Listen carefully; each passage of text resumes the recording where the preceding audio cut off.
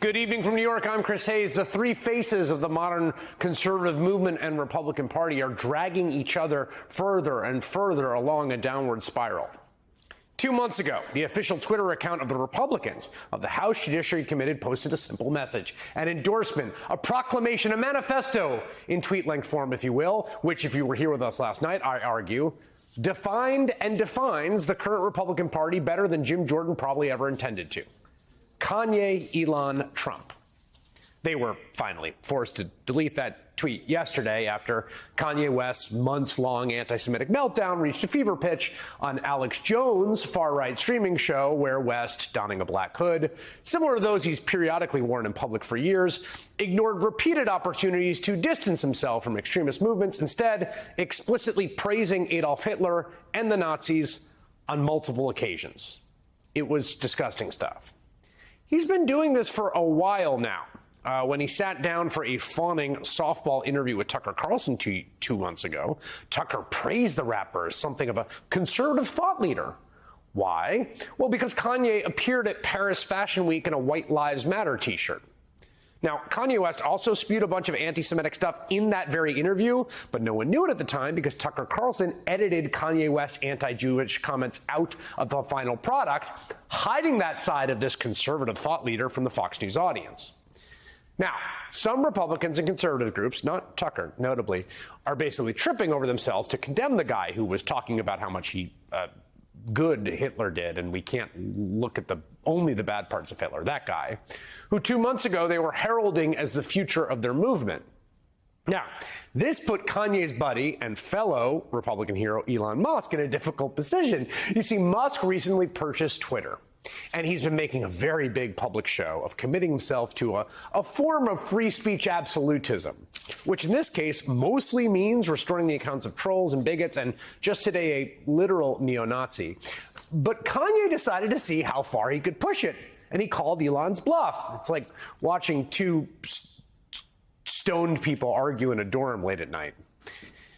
So last night, he posted a frankly shocking image that he apparently created in Photoshop depicting a swastika inside a Star of David. And then Musk was forced to suspend Kanye in response for spreading hate speech to his 32 million followers. So, we found the line, I guess. Now, that decision was roundly criticized by Musk fanboys who saw it as a betrayal of his supposed free speech principles. But fear not, Musk is sure to get himself back in the good graces of the MAGA crowd, a stunt he pulled today claiming to blow the whistle on it, you guessed it, the most pressing issue in America, censorship of the Hunter Biden laptop story on Twitter in the run-up to the 2020 election. Okay. But the fallout from the Kanye catastrophe does not even end there with two of the three of these heroes of the modern conservative movement. In fact, you could argue it's been even worse for the third guy on that list, of course, the one running for president, the one who was president, Donald Trump.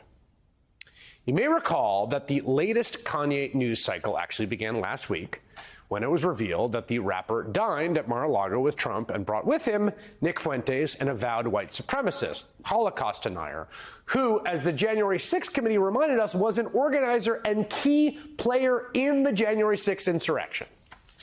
We just heard that Mike Pence is not going to reject any fraudulent elector votes.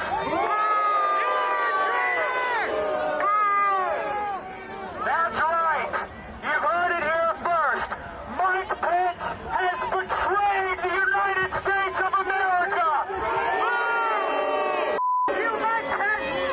Mike Pence has betrayed this president, and he has betrayed the people of the United States, and we will never, ever forget. Yeah! You remember the context there, that guy who's yelling at the bullhorn about how Mike Pence has betrayed the country, that Mike Pence's life was under threat, and they were chanting, "Hang Mike Pence."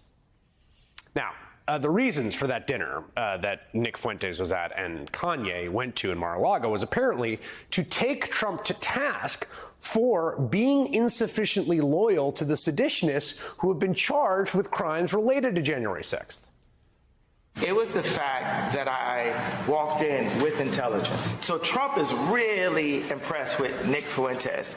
And Nick Fuentes, unlike so many of the lawyers and so many people that he was left with on his 2020 campaign, he's actually a loyalist. And my question would be, why, when you had the chance, did you not free the January 6ers? This is a common theme in some of the most extremist circles in MAGA world, right?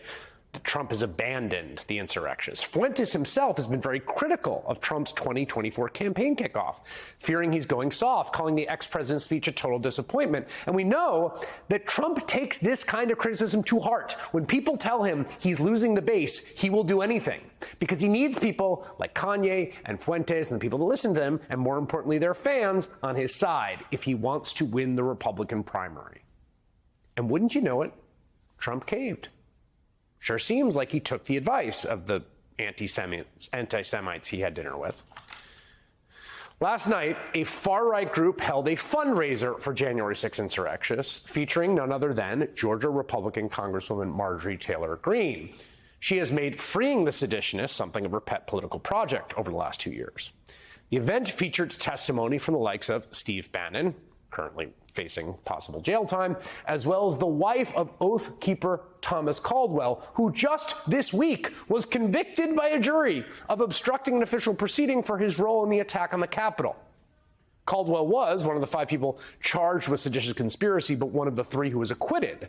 But 2 of his fellow Oath Keepers were convicted of that very, very serious crime. And after all that, the event closed with a personal message from none other than Donald Trump. Patriot freedom is what it's about, and that's not happening in our country.